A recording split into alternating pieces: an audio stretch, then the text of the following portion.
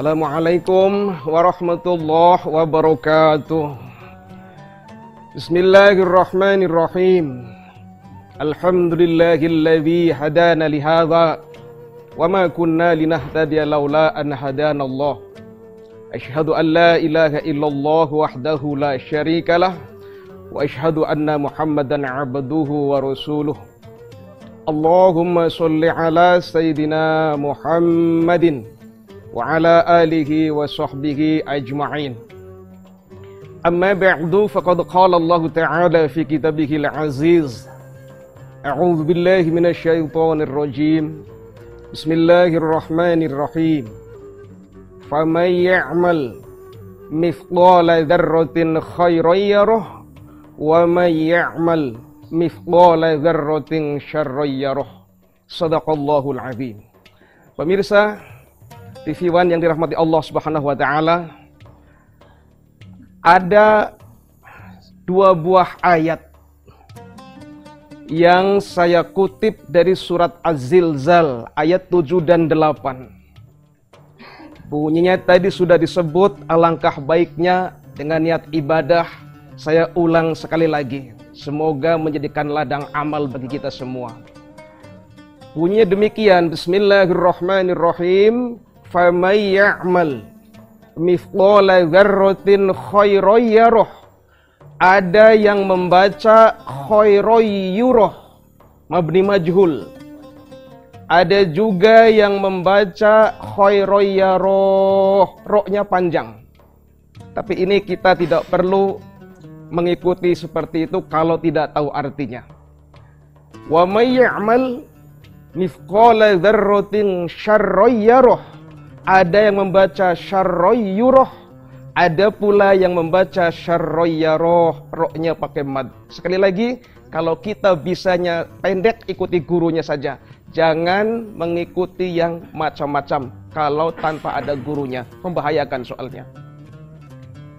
Kalau kita artikan kurang lebih demikian, siapa orangnya yang berbuat baik sekecil dzarrah. Dzarrah itu diartikan oleh para ulama kita terdahulu, katanya biji sawi atau biji bayam. Kemudian zaman semakin berkembang ke depan, pesat begitu majunya, diartikan sementara ditemukan untuk dzarrah katanya atom. Lalu ternyata atom masih bisa diperkecil lagi, terdiri dari proton dan elektron. Kemudian dzarrah diartikan sementara katanya proton dan elektron. Ada juga mufassirin yang mengartikan dzarrah, katanya apabila engkau tatap matahari di siang bolong, lalu engkau melihat ada hitam yang paling kecil di hadapan mata, itulah arti dzarrah, kata beliau.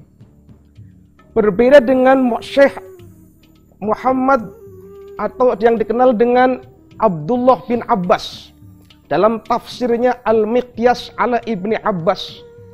Sahabat yang satu ini mengartikan dzarrah, katanya idza wada'ta kafaika 'alal ard. Apabila engkau tepakkan kedua telapak tanganmu di tanah, lalu engkau angkat kedua telapak tangan tersebut dan kau tepukkan keduanya, falhaba utairah dzarrah, maka jika ada debu yang bertebaran, itulah arti yang tepat untuk dzarrah. Ini menurut sahabat Nabi yang bernama Abdullah bin Abbas atau dikenal dengan Ibnu Abbas. Namun saya tidak mengacu ke sana apakah dzarrah diartikan biji sawikah, biji bayamkah, protonkah, elektronkah, atomkah. Yang penting bisa kita ambil kesimpulan, siapa orangnya yang berbuat baik sekecil apapun, ya roh, maka nanti dia akan melihat balasannya. Atau kalau dibaca yuroh, maka nanti dia akan diperlihatkan balasannya oleh Allah Subhanahu wa ta'ala. Demikian juga sebaliknya, wa may ya'mal mithqala dzarratin syarran yarah. Dan siapa orangnya yang berbuat jelek sekecil apapun, yaroh, maka nanti dia akan melihat balasannya. Atau kalau dibaca yuroh, maka nanti dia akan diperlihatkan balasannya pula oleh Allah Subhanahu wa ta'ala. Pemirsa TV One yang dirahmati Allah Tabaraka wa ta'ala, ayat ini kalau kita teliti lebih dalam lagi, maka akan sangat bermanfaat untuk kita semua. Mari kita coba telisik. Asbabun nuzul atau sebab-sebab turunnya ayat ini ada dua kejadian. Yang pertama, ada seorang sahabat Nabi yang sedang memakan sebutir kurma. Ketika baru masuk ke mulut siap dikunyah, tiba-tiba ada seorang pengemis minta kurma tersebut. Dengan refleks sang sahabat langsung memberikan kurma yang ada di mulut, karena hanya itu yang ia miliki. Dan di tempat lain ada seorang sahabat juga senantiasa melaksanakan dosa kecil. Hari ini melaksanakan dosa kecil, besok melaksanakan dosa kecil, besoknya lagi dosa kecil lagi, tanpa diiringi dengan istighfar. Sehingga kecil ditambah kecil ditambah kecil, semakin lama akan menjadi gunung es. Maka turunlah ayat ini.